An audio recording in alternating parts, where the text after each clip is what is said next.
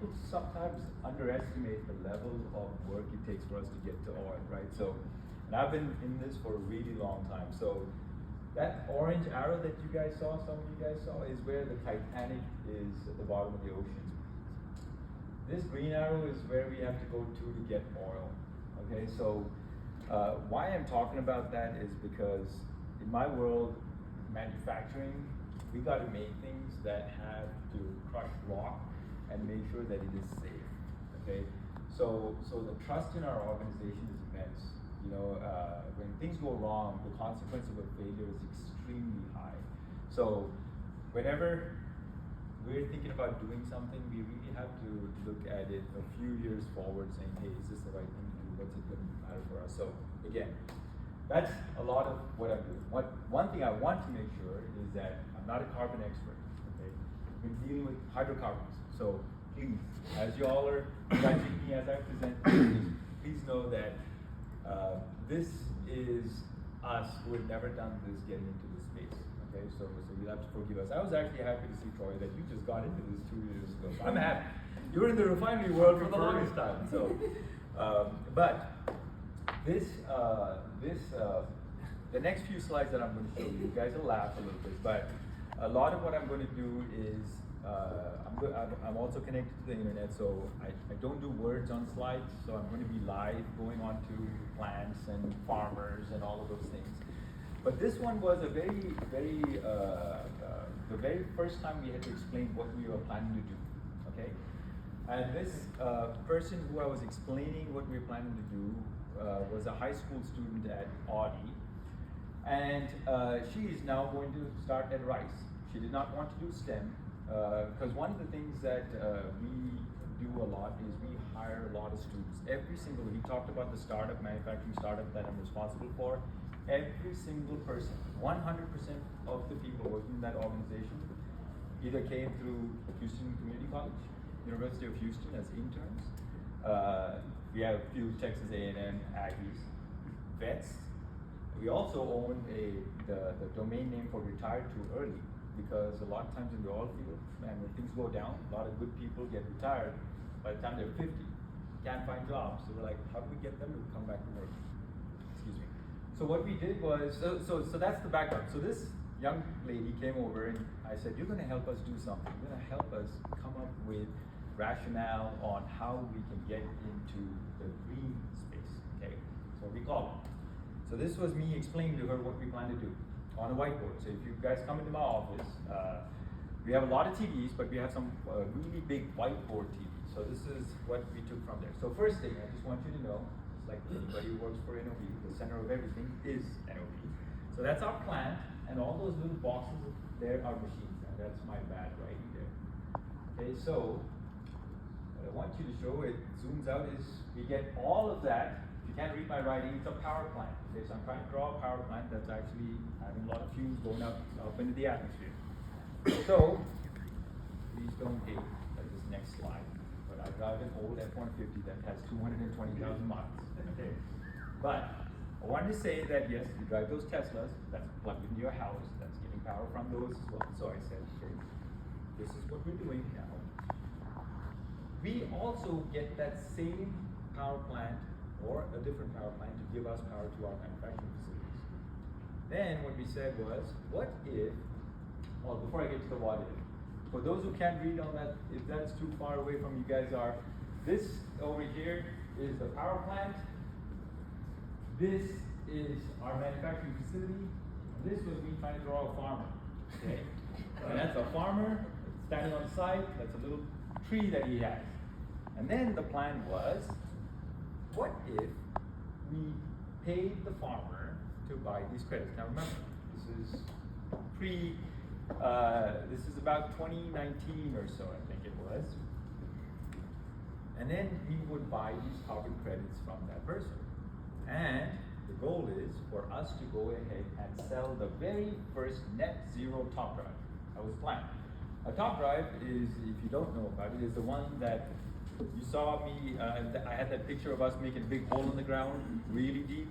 So think about it, think of it as a locomotive engine standing on its head, turning and making a big hole in the ground. Okay, so it's a really powerful piece of equipment. what if we could offset all of that electricity I was buying and then pay a farmer to do this? And that's how we were going to get net zero. So that was our plan.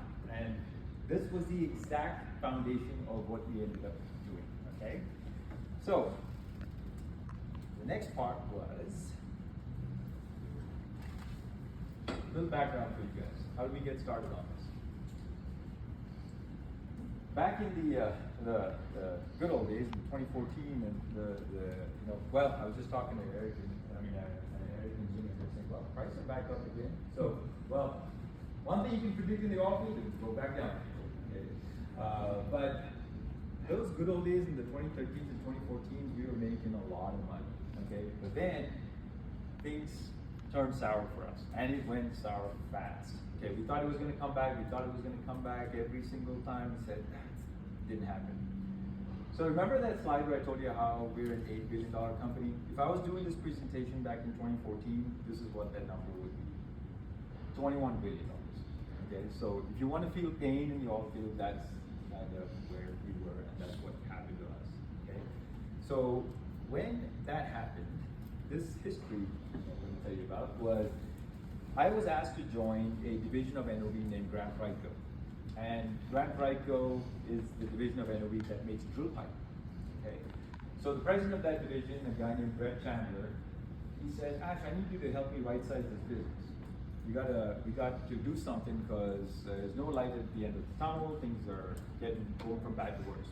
And bad to worse means they were a $1 billion company in 2014, and they were going to make $500 million in 2015. So I joined in July of 2015, and he said, right-size this business. I remember walking into that office, and in the HR office was a box of ID cards of the 600 people they laid off 2 months before. And I said, okay, and I have that picture over here. It's actually, anyone who comes to my office will see that picture in my office. It's there to remind myself that when people like me don't do our jobs, other people lose theirs. So, but I looked at it and said, okay, what are we going to do that's different? Because they've already, we're cut to the bone. And then I said, okay, we'll do it a little different. So that, for those who can't read the back, what on the right-hand side is basically 2014. This was what the Grand Rico division of NOV's footprint looked like. 3 plants in the Western Hemisphere, 6 in the Eastern Hemisphere. Okay, lots of plants in the East, and as you know, when you're trying to reduce costs, what you want to do is go ahead and make more stuff in the East. Okay, this is what the footprint looked like in 2016. We still had our plants in the Western Hemisphere, and we only had 2.5 plants in the Eastern Hemisphere left. So 2015, we decided to shrink our footprint, but we didn't go where the direction that a lot of the other companies were going in. I say 2.5 because when you're in the steel business, you have to be very connected to your steel mill. We're majority owners of the steel mill in Austria, in Voestalpine, but in China, we were partnered with TPCO, which is Tianjin Pipe Company. So we couldn't get out of that joint venture in 2016. We're out of it now, but at that time we were still in that thing. So that was the plan. What was the rationale? The rationale was that we'd forgotten how to manufacture. And when I say we, I now talk about it collectively as a country, but at that time I was just talking about it as a company. Because we did things, we were amazing at building things, but we kind of forgotten a little bit. So I said, well, I think there's a lot of waste in the manufacturing process that we can be profitable, okay? I remember in 2015, when we were doing this, and I'm telling my boss, I said, man, we can do this, we can close our plants in Tianjin, and 2 plants in Tianjin, 1 in Abu Dhabi, Singapore, Batam, Indonesia, and we're going to make it here. We're going to make a lot of money. What we did was, the plant that we decided to bring a lot of that work back to is in Navasota, Texas.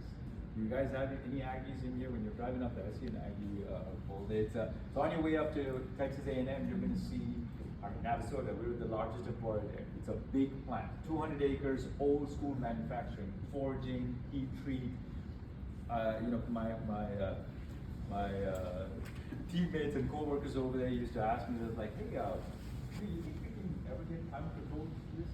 Yes, absolutely. It's going to be hot in summer and really cold in winter. That's how it's going to be climate control. But we did something different. We put put posters like that, if you go to that plant, you're going to see posters saying, "We need your help. I need your help to get better. I need your help to get leaner. I need your help to figure out how to make money."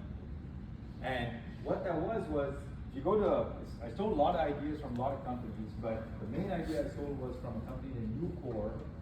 You guys haven't heard about it. Nucor used to be called the Nuclear Corporation of America, but Nucor is also one of the only steel companies that survived from the 70s up until now and has been printing money since then to now.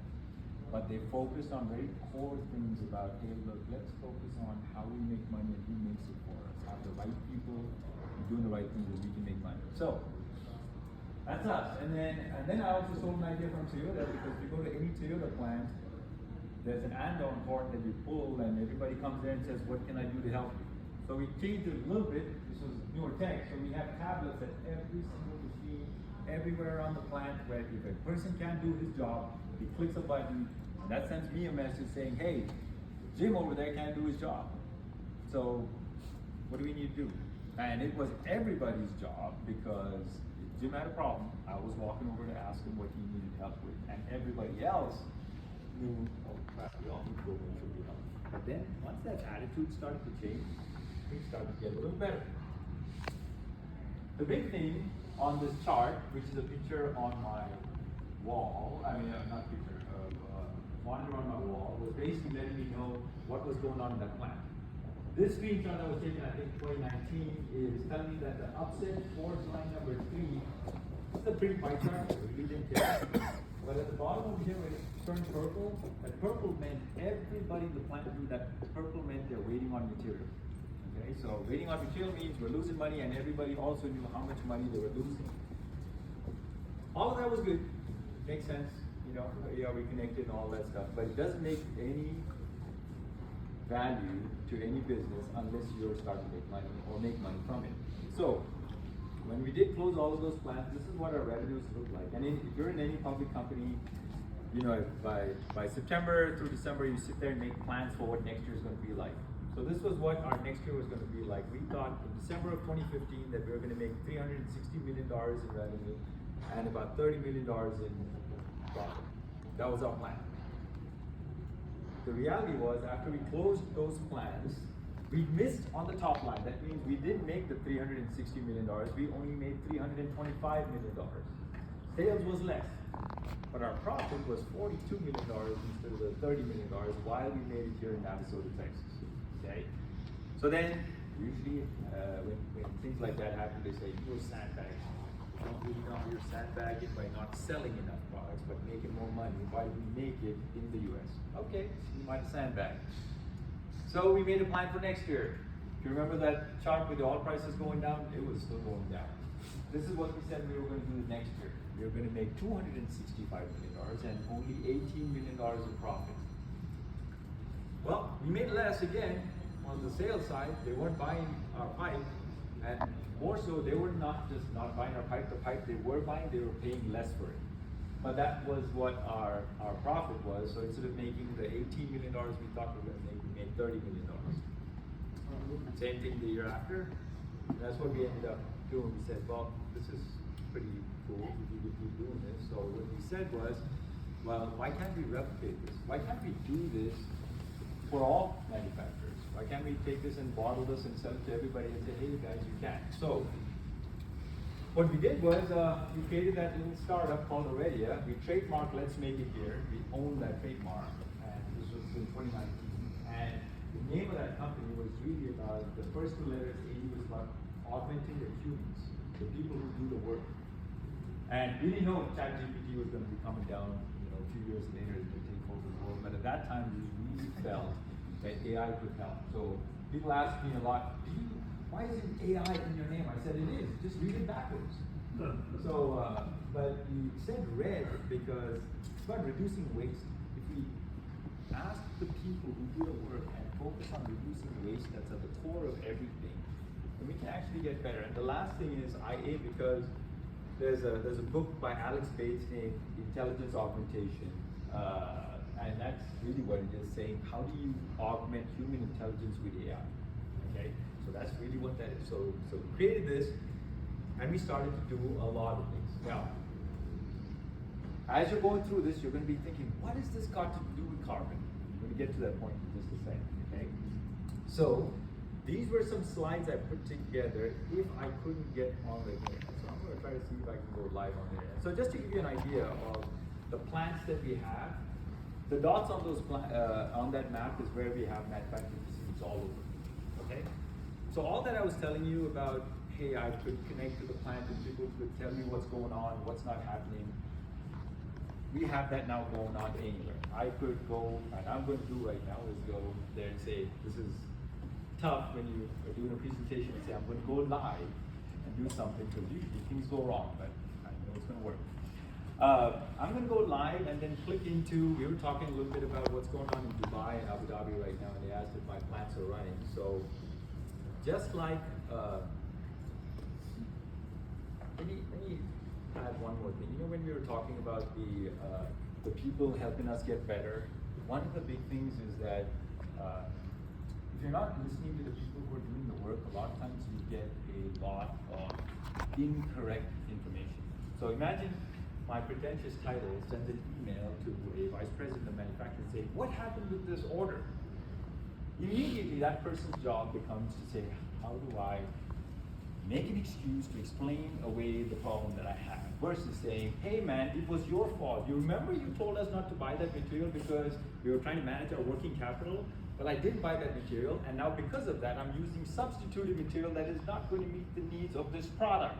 So, insert expletive here and say, it's your fault, not mine, and not the guys who do this. However, when I don't get that information, they want to say things like, well, I'll talk to my quality guys, or I'll talk to my manufacturing guys. I'll see if we can improve our cycle times. Those are all not the things that cause the problem.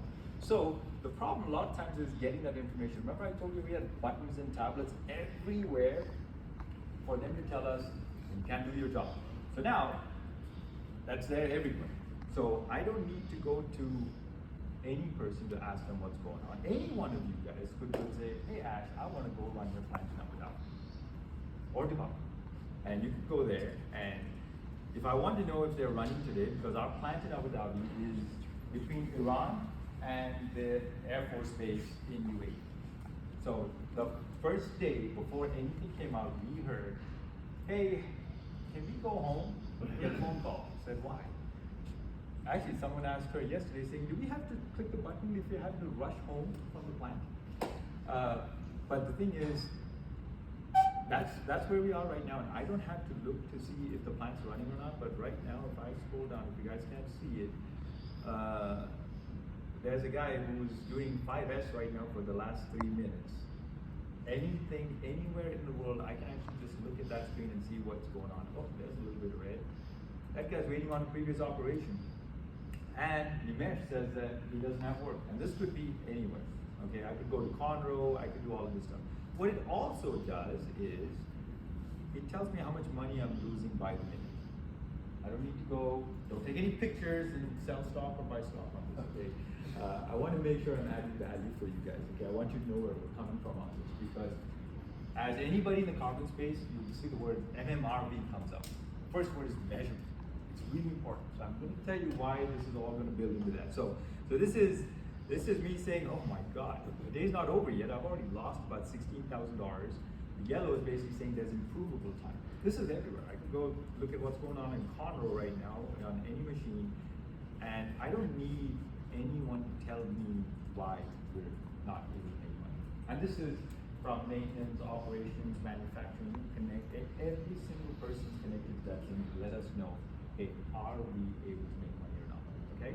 So this is in Conroe right now. I just clicked over there. Whew, money. We just started. But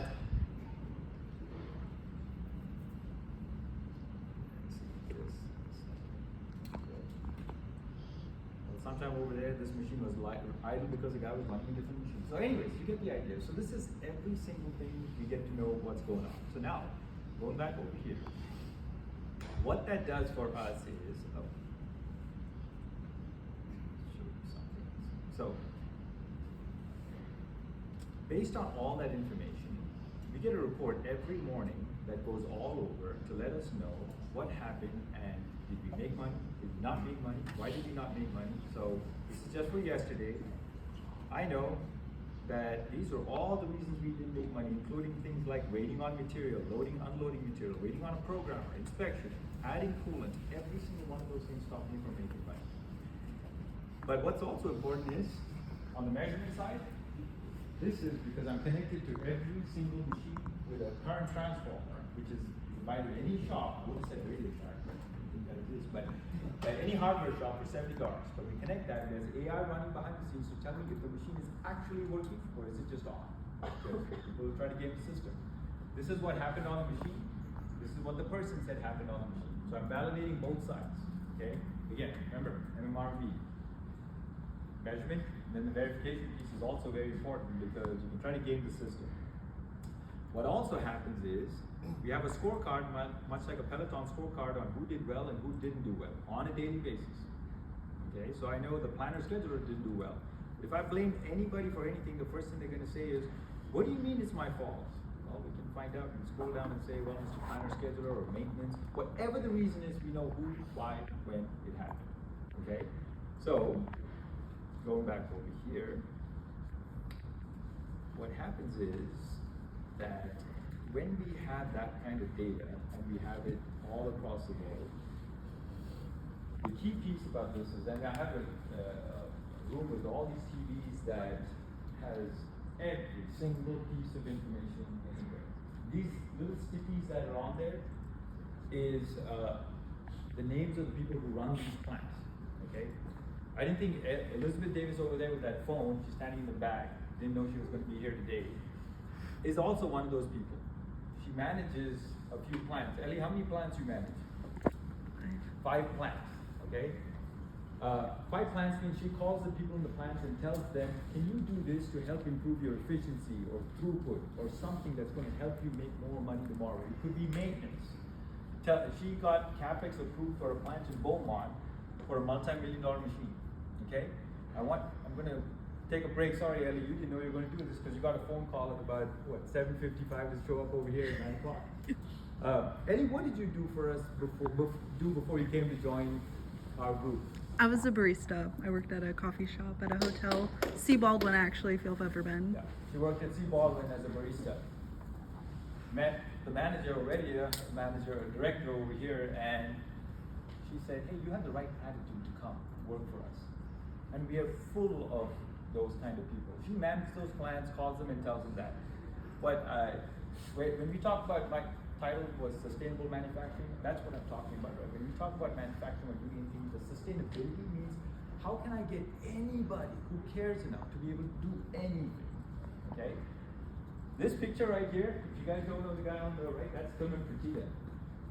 This guy over here was our first intern that came to us because he saw me speak at a conference at Houston Community College and said, hey, I want to come work for you. His name's Kobe. He looks 16 in that picture, and he still looks 16, but he had already served 6 years in the Navy before he came to work for us. The other guy, Air Force, Fernando. He's now doing something else. Kobe's still in school and working with us. He takes 1 to 2 classes and works with us. They're computer science guys doing this for us. All of those people, these kids are all there. If you can't read what's in the back, it says already a hire for attitude, training for skill. And that's, again, every single person. Not 99% of the people working for us are there. Every single person was hired for attitude. So what does that have to do with all of this stuff that we're talking about in BCarbon? Okay? Everybody can hire anybody, we can do anything. The key thing about this is about the MMRV side of it. The measurement, the monitoring, the reporting, and the verification. So we were doing a lot of that, pretty much quite a bit of that, in the world that we are in. Then, what I didn't show you is that every single thing that we're doing right now is also on blockchain. Okay? Why was that important to me at that time? Because if you look at any ERP system and if you ask them about delivery dates, you can update the field that says there's a scheduled delivery on this date. Someone can go change that and say, well, I spoke to the customer, he said it's okay for a couple of weeks late. And we do that. I might go sit with that customer and say, hey man, I'm doing great on deliveries. I'm delivering 99% on time. He's like, yeah, no, you changed that date about 5 times since you promised that date. So those things can be edited. So what I needed to know was, if anything gets changed in any system, I needed tracking. So if someone changed that system, he didn't tell me about it, doesn't matter. I know about it because it shows me that someone changed this thing. So every single thing is tracked and traced for us to know this. Again, foundationally, we're doing this for ourselves, for manufacturing. It helps on the other stuff. Everything else also is done electronically. Okay, I'll touch on this a little bit later. Something else that happened. 2018, I've invested in hemp. People said I was a weed farmer. Wasn't. No THC in it. At least that's what they told me. It wasn't one of my best investments. However, I learned a lot about hemp. It was a hemp farm. Okay. I also learned a lot about hempcrete, and said, man, this thing could change a lot of what we're doing if we did this. I know you're smiling because you were the first one who called me a weed farmer. And it was in Colorado too, so anyways. But that's when we said, and this is interesting. This hemp stuff could be useful for us for a lot of things. I heard about it. But the other thing I also learned about is, and then I learned a lot about carbon and carbon tracking and carbon capture and all of that good stuff. But every single time we talked about it, I also struggled a little bit because there was this concern about trust and how people were either gaming the system to make money and things like that were happening a lot. So when you have that as a foundational piece and the things that worry you, we said we need to do something a little bit different. Going back to that whiteboard discussion, we had this whiteboard discussion, and what we said was, when we looked at all the stakeholders, I apologize, you could read it on the whiteboard, but you can't read it, it says farmer, and that's me trying to draw a hemp plant on there. But it says farmer, all the information about the farmer, the land area, the equipment, whether the process includes till or no till. How about we get all of that information in real time from the farmer? We tag everything that they do, they sell it to a manufacturer, we collect all of that information. We make sure that if someone's selling this or getting any of that information to or from the government, we make sure we can track it back to and from the government, all electronically. And then things like carbon sequestration, tractor information. What if we connected all the John Deere tractors, weather.com information, all of the stuff, and said, how do we enable these farmers to be just absolute amazing farmers, okay? So we also have the trademark for let's farm it here, just like let's make it here, because the same thing that we wanted to see about how we can help manufacturing really come back in the right way, said why can't we do that for farmers? What if we armed them with so much information and made it easily available for them? What we also said was if we could make it completely certified, that means we're tracking all this information. If anybody wants to know if this information is true, we have that traceability back for them. So what we did was we ended up taking our platform, taking that platform, and we decided to go ahead and get farmers connected to this. So I'm going to go live to our farmer in Nebraska, and it then asked me to log in again. It didn't. So essentially what we did was every single thing that farmer is doing in Nebraska, his name is Ryan Schaefer. I make me happy. I took his data, put it into our test site for a second, and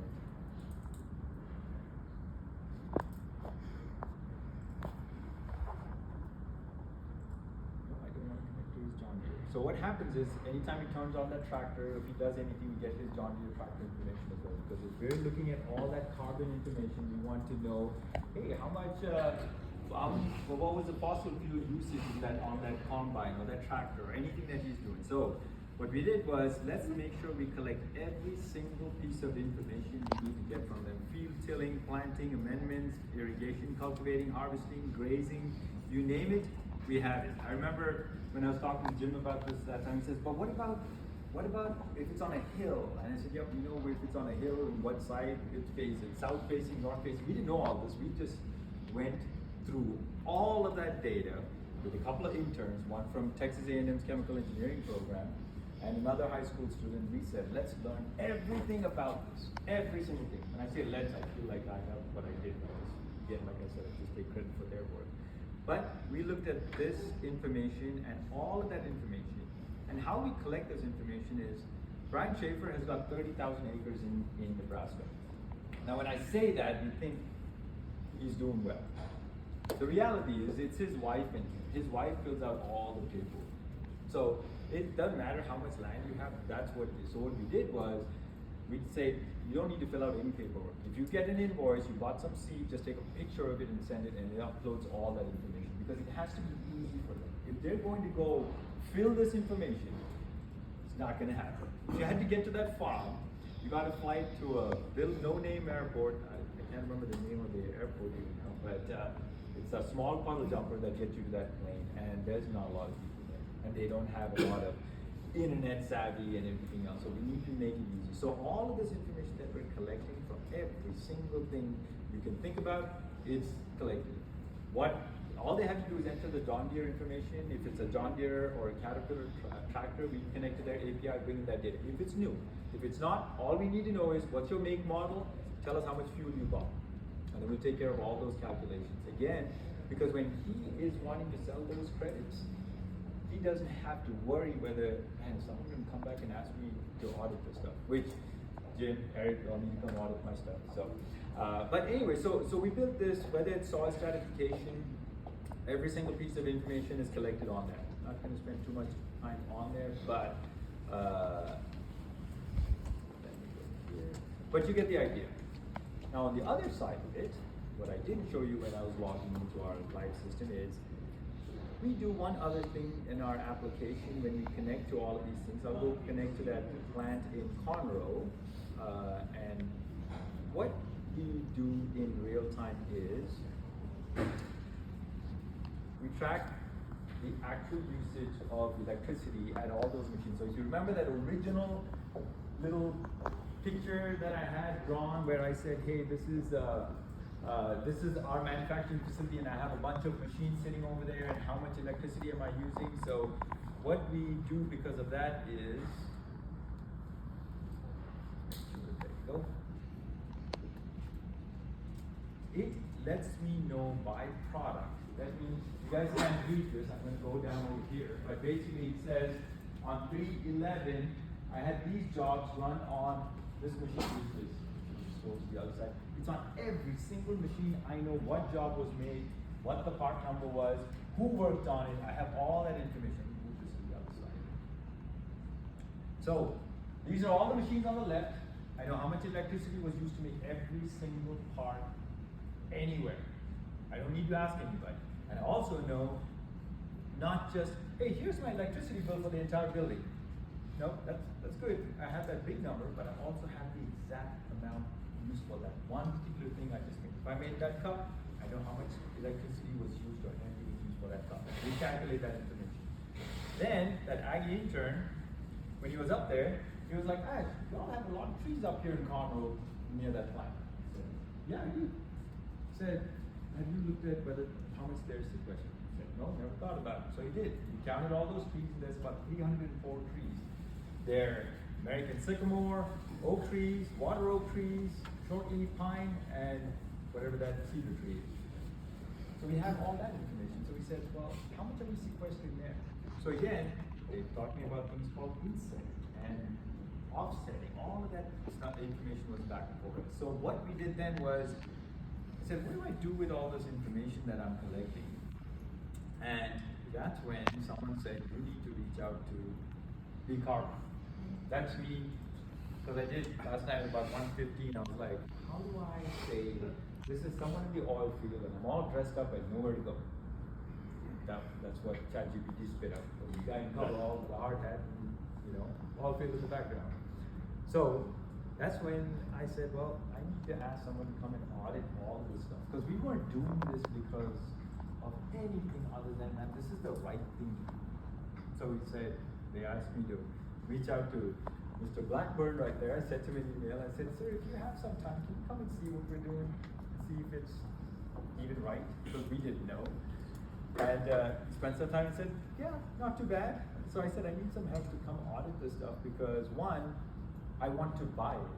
I want to buy those. But on the other side, if I'm going to buy from someone, I really also need to know, hey, is that correct? Because I need that whole process to be auditable. And when we were doing this, one of the big things was, we were looking at this as an ecosystem that we wanted to have going out into the future. People have asked me many times, like, why are we doing this? And I said, man, I'm not doing this for us. I'm doing it for the kids in 9th grade. Now this is back in 2019 when I had this conversation. We're doing this because there's a reason to do this, because it's the right thing to do, not because of any other thing. So that's when we reached out to Jim and Eric and said, please help us. I think even just today I said, hey, is it done? We need to go ahead and get this started. Now one other thing, whenever we talk about carbon and carbon credits, is we hear things like scope 1, scope 2, scope 3 information, which I, for the longest time, did not know. Kind of understood it, didn't understand some of the technicalities around it. However, what I also wanted to show you is what I didn't talk about at that time was when, I have to log off. But when this does it, every single thing is on the chain, but we've also asked our suppliers to get onto that network. Okay, so, and what that means is that if you are a supplier, then I will have you come in and we tokenize everything. Just like Bitcoin, but we use the data what you give us is what we're using as mining, okay? But what happens now is, you guys can see this. This is every supplier. This is not just my clients, but also my suppliers that's on this network. And that means if I wanted to do a scope 2 of Precision Machine Shop, all of that energy, all of that electricity that they're using is also available for us. So if they want to do this, so that ecosystem that's available for us allows us to be able to say, hey, I want to be able to not just look at the products that I make in my own plants, but what about those suppliers who's doing that for us? And also, not a story, not a report that's filled out. I don't need any reports from anyone. Never. I have not asked for a single report in the last 8 years. I've never asked them for any person to say, can you give me a report that tells me the products I made, what the quality is? Nothing. I don't need, because it's all there. It's all there. It's already being collected. So what we did then was, how do we get scope 1, scope 2, not scope 3 yet, but the further along with the supply chain we're connected, the more we can do this. So again, going back to this, we said let's do it first and then talk about it. It's not in any of our CSR reports. It's not there to say, hey, look what we did. We're not talking about any of these things. You barely find out about it. Actually, like I said, since the first 10 people said no to this being the keynote conference, and Eric said, hey, you want to come talk about it? I said, yes, I will. I think this is probably the first time that I'm talking about this. But I'm also talking about it because I feel like when companies like yourselves go into this space, a lot of times it's like, man, is there any kind of exchange? There's a buyer and the supplier, and if the buyers don't exist, then the suppliers like they're afraid to dip their feet in, saying, man, is there really a market? And that's where I just want you to know that there's also this going on, not because it's in our statement that we're going to be net zero by 2030 or any of that stuff. We're saying let's do this and we'll automatically get there. We're not getting there because we have to do this. No one asked us.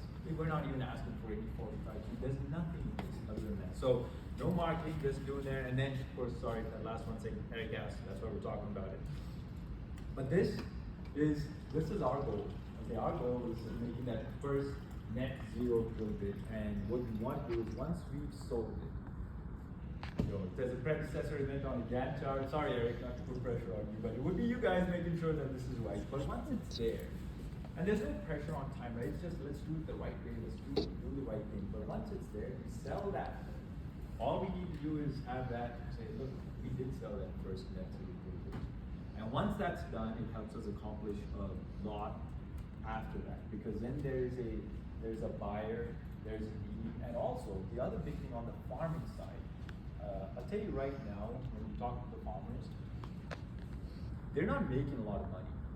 So what we're doing is when we're thinking about the ecosystem that we're building of sustainable manufacturing, that means the people who work with us, the people who work for us, the community of manufacturers around us. The reason we connected all the suppliers was also because I said, man, why do I need to keep buying more machines when I have all these small machine shops that's around Houston that I couldn't use to make our stuff?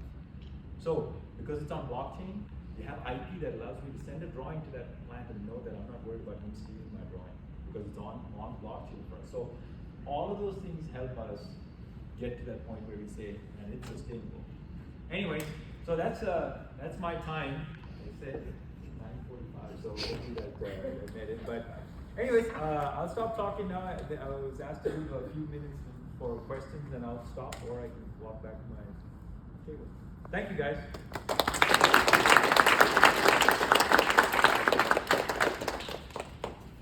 Any questions? No. So Ash, in the software that you guys collected today, where do you see that going? Do you see that reaching out to other businesses as a platform?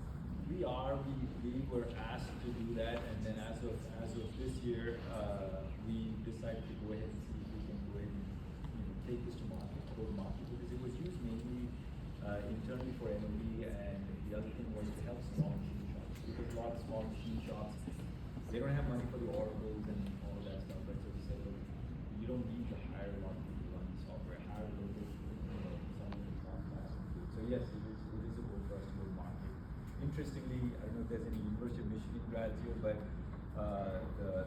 the farmer in Nebraska somehow got us connected with a person who's on the board of directors for the University of Michigan. So their MBA programs coming up with our gold market strategy for them. So yes, so that's the plan. Because I can see where